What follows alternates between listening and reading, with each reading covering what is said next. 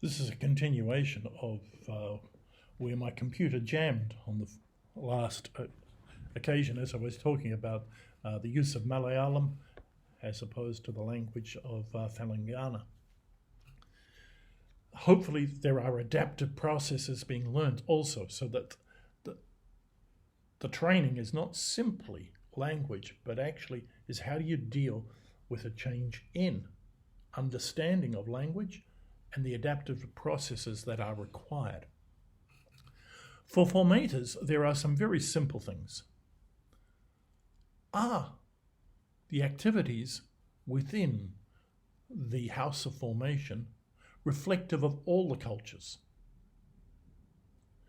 At what point do you actually use the language of each culture, and particularly during liturgy?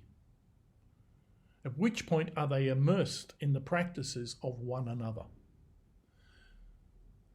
Not as the dominant mode of doing liturgy, but as a normative part of every week. How do they get to share the values of their own culture?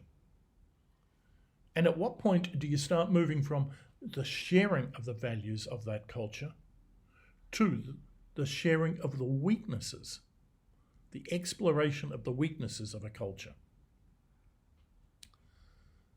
And towards the end of formation processes for any particular year, what are the learnings from the young Augustinians and from their formators about religious life, Augustinian life, the application of it, the ministries that we actually look at in our region?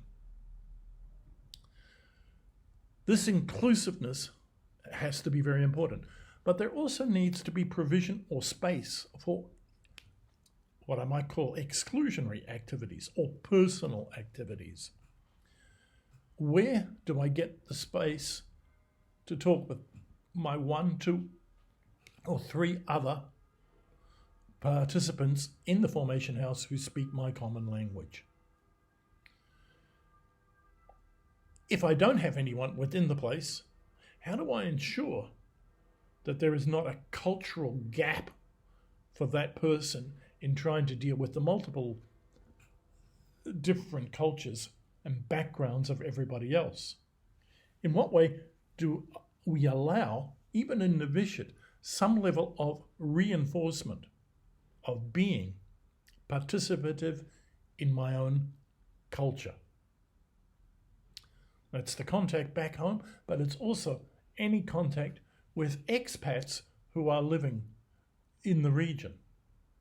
How do I make a contact with the greater community and not simply with my own community?